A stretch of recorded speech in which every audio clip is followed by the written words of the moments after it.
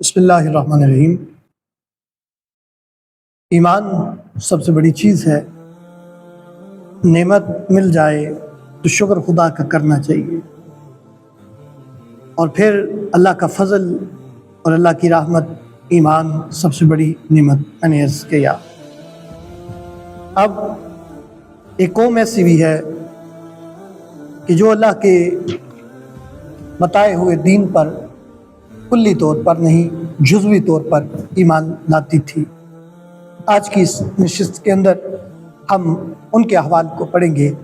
السلام علیکم ورحمۃ اللہ وبرکاتہ۔ ناظرین، آج سورۃ البقرہ کی آیت نمبر 90 اور 91 کے حوالے سے ہم گفتگو کریں گے۔ ارشاد فرمایا، بئس ما اشتروا، بری ہے وہ چیز جس کے بدلے میں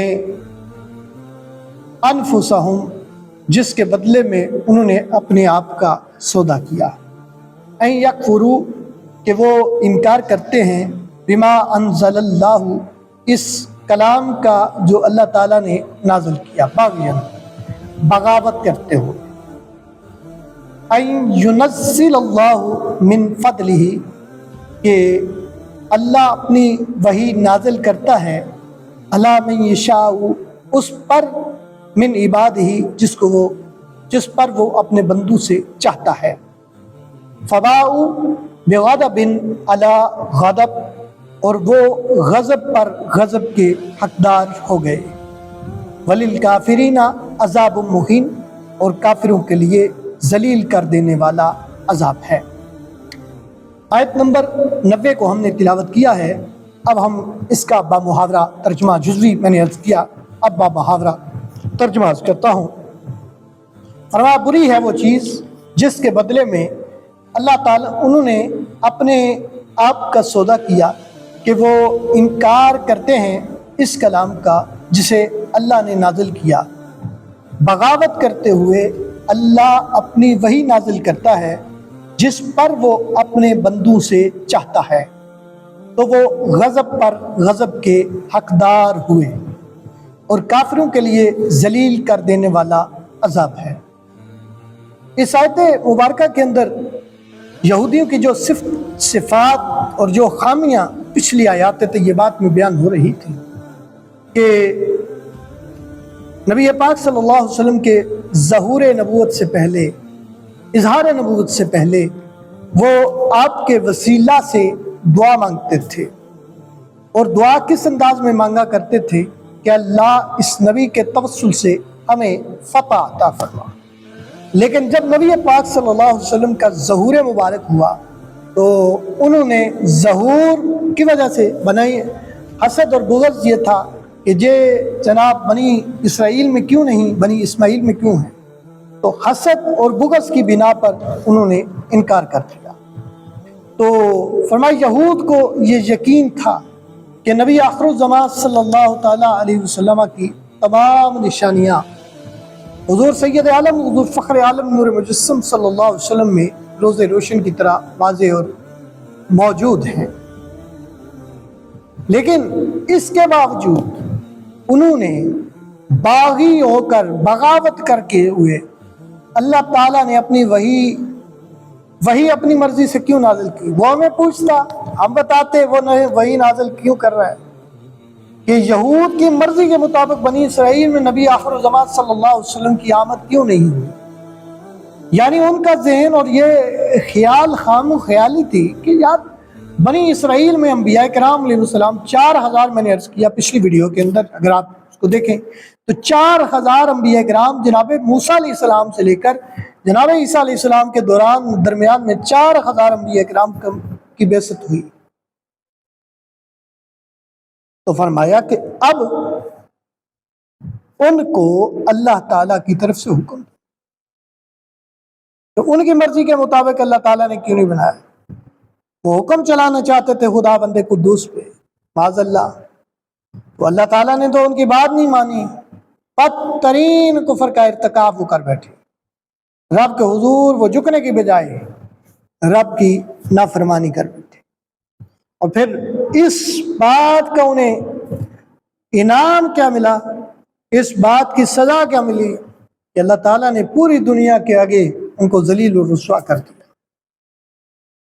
آیت نمبر 91 ارشاد فرمایا وَإِذَا، اور جب قِيلَ لَهُمْ آمِنُوا، جب ان سے کہا جائے ایمان لاؤ، تم ایمان لاؤ، بِمَا أَنزَلَ اللَّهُ، جو کچھ اللہ نے نازل کیا، قالوا، تو وہ کہنے لگے لن نؤمن، قالوا نؤمن بما انزل علینا، ہم صرف اس کلام پر ایمان لاتے ہیں جو ہم پر نازل کیا گیا، وَيَكْفُرُونَ بِمَا وَرَاءَهُ، اور وہ اس کے ما سوا کا انکار کرتے ہیں،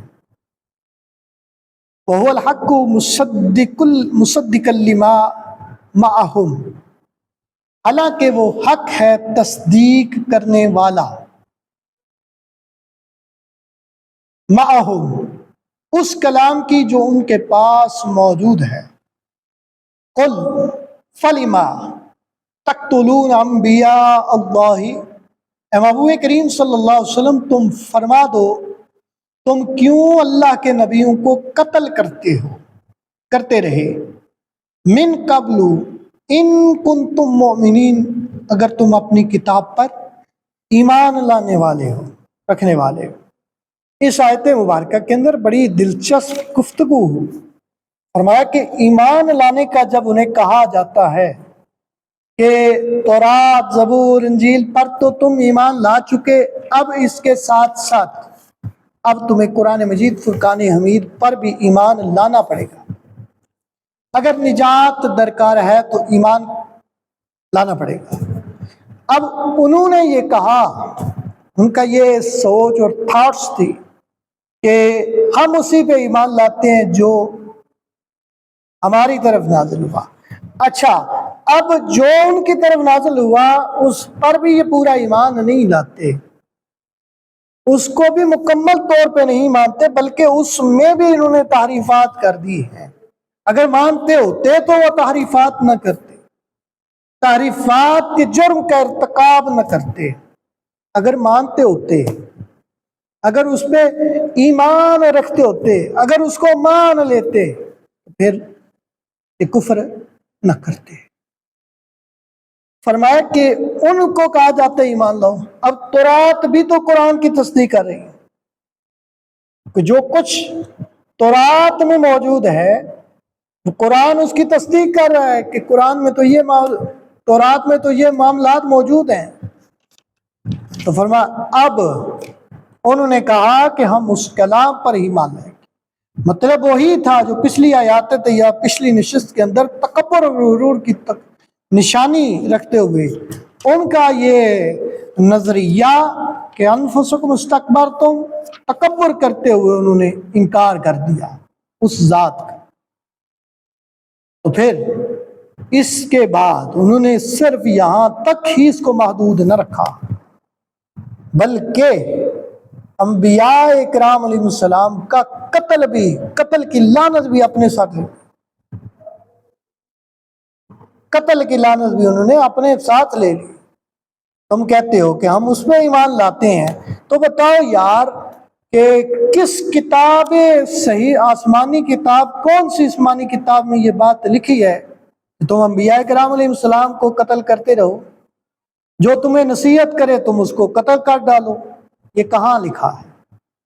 فرمایا قل فلم تقتلون انبیاء اللہ من قبل ان کنتم مؤمنین، اگر تم اپنی کتاب پر ایمان رکھتے ہو تو پھر انبیاء کرام علیہ السلام کو تم قتل کیوں کرتے ہو؟ قتل کرنے کی وجہ کیا ہے؟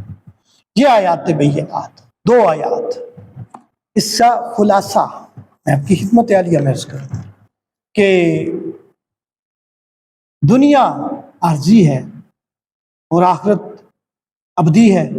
اب کوئی بندہ بڑا بیوقوف ہوگا جو دنیا عارضی کو لے لے اور مستقل کو چھوڑ دے۔ چاہیے تو یہ عارضی نہ رکھے بلکہ مستقل کو اپنے دامن میں سمیٹنے کی کوشش کرے، اس کے لیے تیاری کرے۔ پھر دوسری ان آیات طیبات کے اندر کہ نبوت ایسا منصب ہے جو رب محنت سے نہیں دیتا، مال و دولت سے نہیں دیتا، بلکہ جس کو چاہتا ہے اس کو وہ مال، وہ اس کو منصب عطا فرما دیتا ہے۔ تو پھر جزوی ایمان کی نہیں، جزوی ایمان قابل قبول نہیں، بلکہ کلی ایمان قابل قبول ہے۔ اگر جزوی ایمان لا جائے، تھوڑے پہ ایمان لے آئے اور تھوڑے کو چھپا کے رکھا کہ جناب یہ فلاں بندہ مجھ سے ناراض نہ ہو جائے، پھر وہ یہود و نصارہ جو کام کیا کرتے تھے وہی کام ہم بھی کر رہے ہیں۔ ہمیں دیکھنا ہے کہ کہیں ہم ان کی راہ پہ چل کر اپنے آپ کو جہنم کا ایندھن تو نہیں بنا رہے۔ آج کی اس نشست کو یہیں پہ ہم وائنڈ اپ کرتے ہیں۔ اگر ہمارا پیغام آپ کو اچھا لگے، آپ کے دل پر دستک دے، تو ضرور اسے اپنے دوست احباب تک ضرور پہنچائیے گا۔ یہی آپ کے لیے صدقہ جاریہ بنے گا۔ کل ایک نئی نشست کے ساتھ ضرور حاضر خدمت ہوں گے۔ تب تک کے لیے اجازت ارشاد فرمائیے۔ السلام علیکم ورحمۃ اللہ وبرکاتہ۔